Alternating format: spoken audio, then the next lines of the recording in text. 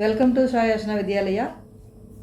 9th இயல் 2 உரைநடை. இதில் நீரின்றி அமையாது உலகு, கவிதை பேழை, பட்டமரம் கவிஞர் தமிழ்மொழி எழுதியிருக்காரு.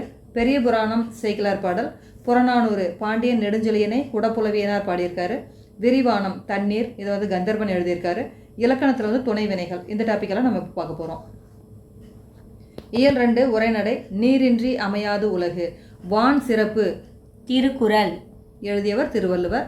மாமழை போற்றுதும் மாமழை போற்றுதும் என்று இயற்கையை வாழ்த்தி பாடியவர் இளங்கோவடிகள். உலக சுற்றுச்சூழல் நாள் ஜூன் 5. நீரின்றி அமையாது உலகு என்று கூறியவர் திருவள்ளுவர். மழை உழவுக்கு உதவுகிறது, விதைத்த விதை ஆயிரமாக பெருகுகிறது, நிலமும் மரமும் உயிர்கள் நோயின்றி வாழ வேண்டும் என்னும் நோக்கில் வளர்கின்றன என்று கூறியவர் மாங்குடி மருதனார். மனித வாழ்வின் அடிப்படை தேவைகள் உணவு, உடை, உறைவிடம், மழைநீர், ஆற்று நீர், ஊற்று நீர் ஆகியவற்றை எந்தெந்த நீர்நிலைகளில் சேகரிக்க வேண்டும்? சிறிய பெரிய நீர்நிலைகளில் சேகரிக்க வேண்டும். நீர்நிலைகளின் பல்வேறு பெயர்கள்: அகழி, அணை, ஆழிக்கிணறு, உறைக்கிணறு, கேணி, ஏரி, குளம், ஊருணி, கண்மாய். ஏரிகளும் குளங்களும் பாசனத்திற்கான எளிய வடிவங்களாக பெருமளவில் பயன்பட்டன. பாண்டிய மண்டலத்து நிலப்பகுதியில் ஏரியை டேஸ் என்று கூறுவர். கண்மாய், கம்மாய் என்று வட்டார வழக்கு சொல். மணற்பாங்கான இடத்தில் தோண்டி சுடுமண் வளையமிட்ட கிணறு டேஸ் எனப்படும். உறைக்கிணறு. மக்கள் பருகும் நீர் உள்ள நீர்நிலை ஊருணி. பல நூற்றாண்டுகளுக்கு முன்பே கட்டப்பட்ட கல்லணை விரிவான பாசன திட்டமாக இருந்துள்ளது. இதனை கட்டியவர் கரிகாலன். கல்லணையின் நீளம், அகலம் மற்றும் உயரம்: நீளம் 1080 அடி, அகலம் 40 முதல் 60 அடி, உயரம் 15 முதல் 18 அடி. கல்லணையை கட்ட பயன்படுத்தப்பட்ட தொழில்நுட்பம்: காவிரி ஆற்றின் மீது பெரிய பெரிய பாறைகளை போட்டு அவற்றுக்கிடையே தண்ணீரில் கரையாத ஒரு விதமான ஒட்டும் களிமண்ணை பூசி இரண்டையும் ஒட்டி கட்டப்பட்டதுதான் கல்லணை. மணிநீரும் மண்ணும் மலையும் அணிநிழல் காடும் உடையது அரண் என்பது திருக்குறள். நாட்டின் சிறந்த அரண்களுள் நீருக்கே முதலிடம் தருகிறார் வள்ளுவர். உணவு எனப்படுவது நிலத்தோடு நீரே என்பது சங்கப்பாடல். இது புறநானூற்று இடம்பெற்றிருக்கு. பாண்டியன் நெடுஞ்செழியன் குடப்புலவியனார் பாடியிருக்காரு. இந்திய நீர்ப்பாசனத்தின் தந்தை என்று அழைக்கப்படுபவர் சர் ஆர்தர் காட்டன். இவர் கல்லணையை பல ஆண்டுகள் ஆராய்ந்திருக்கிறாரு. எந்த ஆண்டு காவிரி பாசன பகுதிக்கு தனி பொறுப்பாளராக ஆங்கிலேய அரசால் சர் ஆர்தர் காட்டன் நியமிக்கப்பட்டார்? 1829 ஆண்டு ஏப்ரல் 6ஆம் தேதி. கால்ட்வெல் பிறப்பு 1815.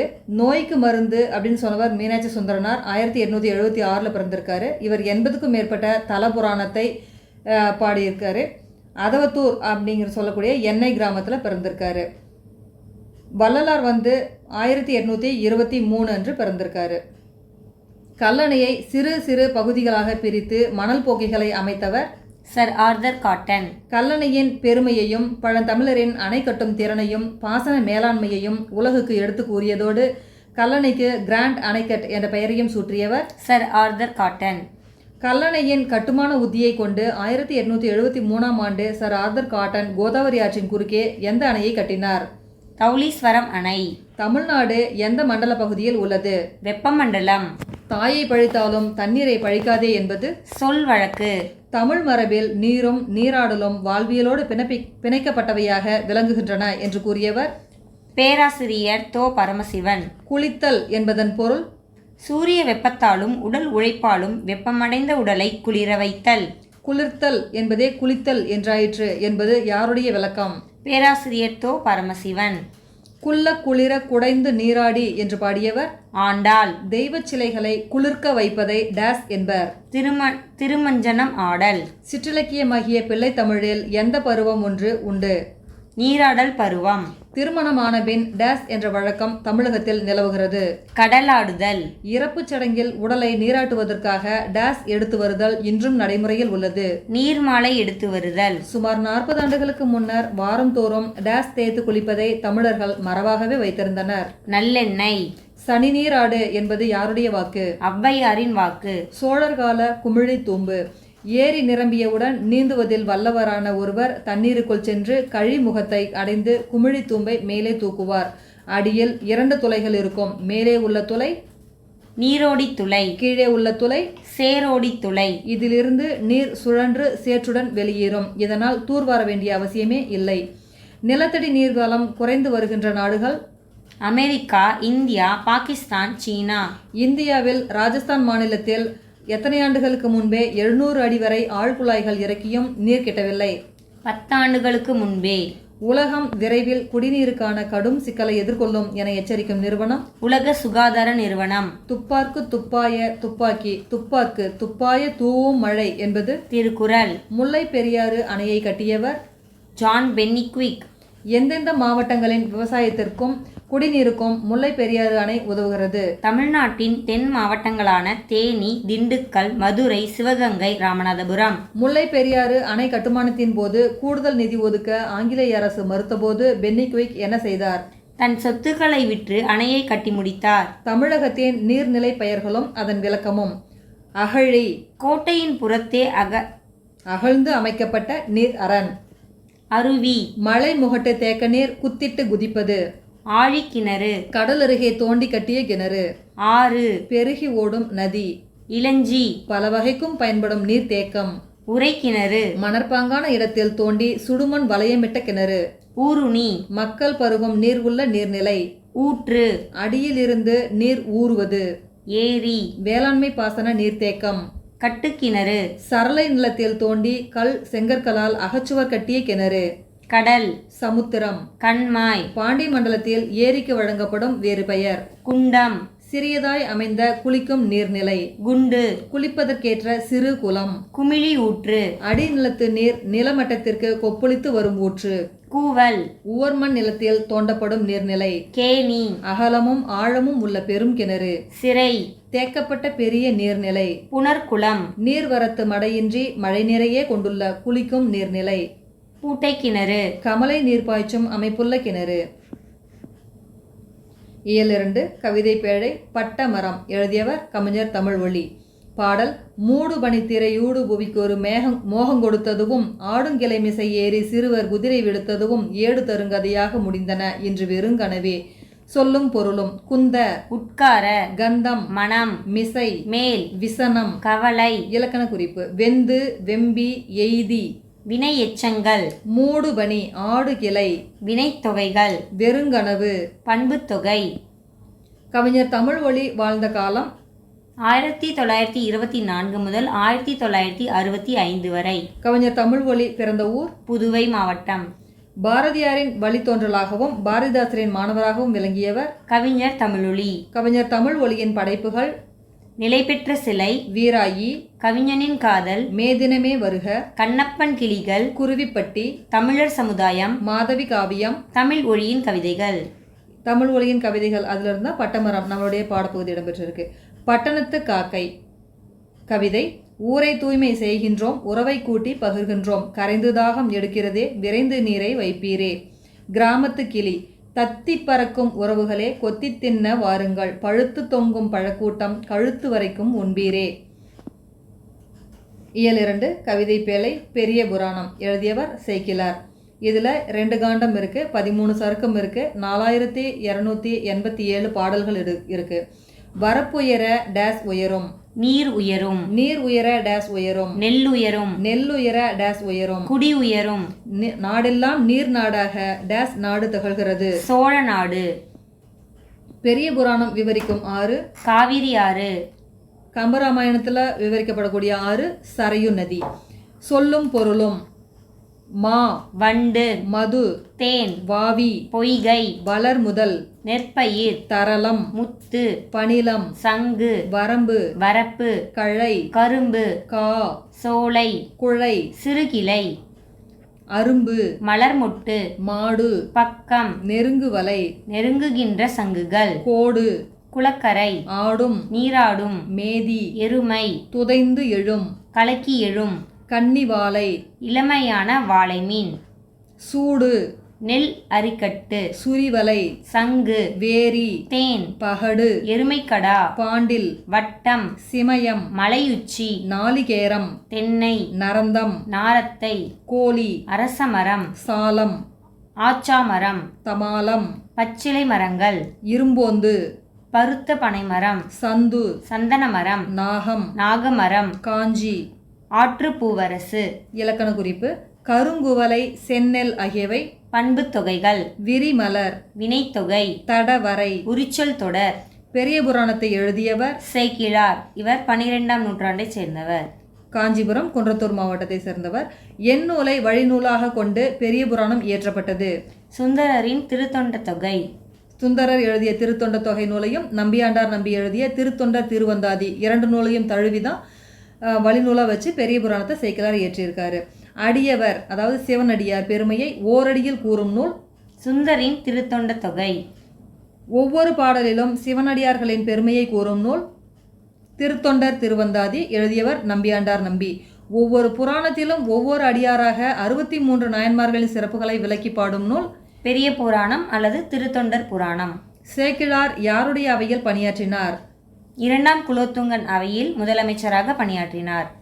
இவரை அனபாய சோழன் அப்படின்னு சொல்லுவாங்க. 1ஆம் குலோத்துங்கன் இவரை ஆதரிச்சவர் ஜெயங்கொண்டார். அரிமர்த்தன பாண்டியன் இவரை ஆதரிச்சவர் மாணிக்கவாசகர்.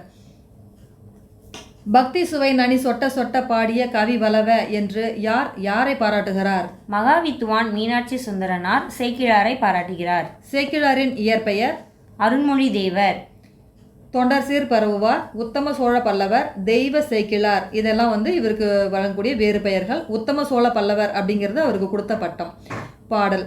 வானகமே இளவெயிலே மரச்செறிவே நீங்களெல்லாம் காணலின் நீரோ வெறுங்காட்சி பிழைதானோ போனதெல்லாம் கனவினை போல் புதைந்தழிந்தே போனதனால் நானும் ஓர் கனவோ இந்த ஞாலமும் பொய்தானோ என்ற பாடலை பாடியவர் பாரதியார். தென்னவன் பிரம்மராயன் என்ற பட்டம் பெற்றவர் மாணிக்கவாசகர். உலகம், உயிர், கடவுள் 3ஐயும் ஒருங்கே காட்டும் காவியம்தான் பெரிய புராணம் என்று கூறியவர் திருவிக்கா. உலகெல்லாம் உணர்ந்து ஓதற்கரியவன் தில்லை நடராஜ பெருமான் அடியெடுத்து கொடுக்க பெரிய புராணம் பாடப்பட்டது. ஒன்றுகொலாம் என்ற பாடலை திருநாவுக்கரசர் பாடி அப்புதியடிகளின் இறந்த மகனை உயிர்ப்பித்தார். பாம்பின் விஷத்தால் அந்த பையன் இறந்து போயிடுவான். அவரை உயிர்ப்பிச்சிருக்காரு. இயல் 2 கவிதை பேழை புறநானூறு. நீரின் இன்றியமையாமையை உணர்ந்த நம் முன்னோர் நீர்நிலைகளை உருவாக்குபவர்களை டேஸ் என்று போற்றினர். உயிரை உருவாக்குபவர்கள். பாடல். நீரின்றி அமையா யாக்கைக்கெல்லாம் உண்டி கொடுத்தோர் உயிர் கொடுத்தோரே உண்டி முதற்றே உணவின் பிண்டம் உணவெனப்படுவது நிலத்தொடு நீரே நீரும் நிலமும் புணரியோர் ஈண்டு உடம்பும் உயிரும் படைத்திசினோரே என்பது புறநானூற்றின் 18வது பாடல். பாண்டியன் நெடுஞ்செழியனை குடப்புலவினார் பாடியிருக்காரு. இந்த பாடலில் இடம்பெற்றிருக்கக்கூடிய திணை துறைகள் திணை பொதுவியல் திணை, துறை பொருண்மொழி காஞ்சி.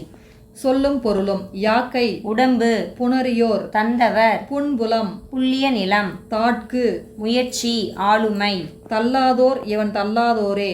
குறைவில்லாத நீர்நிலை அமைப்பவர்கள் குறைவில்லாத புகழுடையவர்களாக விளங்குவர். இலக்கண குறிப்பு. மூதூர், நல்லிசை, புன்புலம் ஆகியவை பண்பு தொகைகள். நிறுத்தல், தொழில் பெயர், அமையா, ஈறு கெட்ட எதிர்மறை பெயரச்சம். நிலமும் நீரும் உடம்பும் உயிரும் ஆகியவை எண்ணும்மைகள். அடுபோர், வினைத்தொகை, கொடுத்தோர். வினையால் அணையும் பெயர். புறநானூறு எந்த நூல்களுள் ஒன்று? 8 தொகை. இந்நூல் பண்டைய வேந்தர்களின் வீரம், வெற்றி, கொடை குறித்தும் குறுநில மன்னர்கள், புலவர்கள், சான்றோர்களின் பெருமை குறித்தும் அன்றைய மக்களின் புற வாழ்க்கை பற்றியும் கூறுகிறது. பண்டைய தமிழ் மக்களின் அரிய வரலாற்று செய்திகள் அடங்கிய பண்பாட்டு கருவூலமாக திகழும் நூல் புறநானூறு. பாடல். குலம் தொட்டு கோடு பதித்து வழி சீர்த்து உளம் தொட்டு உழுவயலாக்கி பலம் தொட்டு பாகுபடும் கிணற்றோடு என்று இவ்வைம்பாற்படுத்தான் ஏகும் சொர்க்கத்து இனிது என்ற பாடல் இடம்பெற்றுள்ள நூல் சிறுபஞ்ச மூலம். எழுதியவர் காரியாசான். புறநானூற்று பாடல் வரிகளுள் சில. உண்டி கொடுத்தோர் உயிர் கொடுத்தோரே உண்பவை நாழி உடுப்பவை இரண்டே யாதும் ஊரே யாவரும் கேளீர் சான்றோன் ஆக்குதல் தந்தைக்கு கடனே நன்னடை நல்கள் வேந்தற்கு கடனே உற்றுழி உதவியும் உருபொருள் கொடுத்தும் பிற்றை நிலை முனியாது கற்றல் நன்றே என்பவை புறநானூற்று பாடல் வரிகள். இயல் 2 விரிவானம். தண்ணீர். எழுதியவர் கந்தர்வன். தண்ணீரின் இன்றியமையாமையையும் தேவையையும் பண்டைய காலத்திலிருந்து டேஸ் வலியுறுத்தி கொண்டே இருக்கின்றன. இலக்கியங்கள். கந்தர்வனின் இயற்பெயர் நாகலிங்கம். கந்தர்வன் எந்த மாவட்டத்தை சார்ந்தவர்? ராமநாதபுரம். கந்தர்வன் டேஸ் துறையில் பணியாற்றியுள்ளார். தமிழ்நாடு அரசின் கருவூல கணக்குத்துறை. விஜய ரகுநாத சொக்கலிங்கரிடம் கருவூல கணக்கு துறையில் பணியாற்றியவர். தாயுமானவர். கந்தர்வனின் குறிப்பிடத்தகுந்த சிறுகதை தொகுப்புகள் சாசனம், ஒவ்வொரு கல்லாய், கொம்பன். திணை, பால், இடம், காலம் காட்டும் விகுதிகளை பெறுவது. துணைவினை. தமிழில் ஏறத்தாழ எத்தனை துணைவினைகள் உள்ளன? 40. மொழியை ஆள்வோம். பாடல் கடவுளுக்கும் புரியாத அவ்வுரையாடலை கிரகிக்க கூடத்து சன்னலுக்கும் சமையலறை சன்னலுக்குமாய் கிளைகளின் வழியே ஓடி ஓடி கவனிக்கிறது அணில். எழுதியவர் யூமா வாசுகியின் பூமொழி அப்படிங்கிற கவிதை தொகுப்புலேருந்து இந்த கவிதை இடம்பெற்றிருக்கு. பாடல் கல்லும் மலையும் குதித்து வந்தேன், பெருங்காடும் செடியும் கடந்து வந்தேன், எல்லை விரிந்த சமவெளியெங்கும் நான் இறங்கி தவழ்ந்து தவழ்ந்து வந்தேன், ஏறாத மேடுகள் ஏறி வந்தேன், பல ஏரி குளங்கள் நிரப்பி வந்தேன், ஊறாத ஊற்றிலும் உட்புகுந்தேன், மணல் ஓடைகள் பொங்கிட ஓடி வந்தேன். பாடலை எழுதியவர் கவிமணி தேசிக விநாயகனார். கலைச்சொற்கள் குமிழிக்கல், கோனிக்கல் ஸ்டோன், நீர் மேலாண்மை, வாட்டர் மேனேஜ்மெண்ட், பாசன தொழில்நுட்பம், இரிகேஷன் டெக்னாலஜி, வெப்பமண்டலம், டிராபிக்கல் ஜோன், மறை நீர், விர்ச்சுவல் வாட்டர், அறிவை விரிவு செய். அழகின் சிரிப்பு எழுதியவர் பாவேந்தர் பாரதிதாசன். தண்ணீர் தண்ணீர் எழுதியவர் கோமல் சுவாமிநாதன். தண்ணீர் தேசம் எழுதியவர் வைரமுத்து. வாய்க்கால் மீன்கள் எழுதியவர் வே இறையன்பு. தண்ணீர் வங்கி எழுதியவர் நா கருணாநிதி. மழைக்காலமும் குயிலோசையும் எழுதியவர் மா கிருஷ்ணன். கண்ணுக்கு புலப்படாத தண்ணீரும் புலப்படும் உண்மைகளும் எழுதியவர் மா அமரேசன். தண்ணீர் எழுதியவர் கந்தர்வன். தண்ணீர் யுத்தம் சுப்ரபாரதி மணியன் எழுதியிருக்காரு. கண்ணுக்கு புலப்படாத தண்ணீரும் புலப்படும் உண்மைகளும் இந்த நூலில் இருந்து சில இது கொடுத்துருக்காங்க. 1 கிலோ ஆப்பிள் உற்பத்தி செய்ய எத்தனை லிட்டர் தண்ணீர் தேவை? 822. 1 கிலோ சர்க்கரை உற்பத்தி செய்ய எத்தனை லிட்டர் தண்ணீர் தேவை? 1780. 1 கிலோ அரிசி உற்பத்தி செய்ய தேவைப்படும் நீர் 2500. 1 கிலோ காபி கொட்டை உற்பத்தி செய்ய பயன்படும் தண்ணீரின் அளவு 18,900 லிட்டர். நன்றி.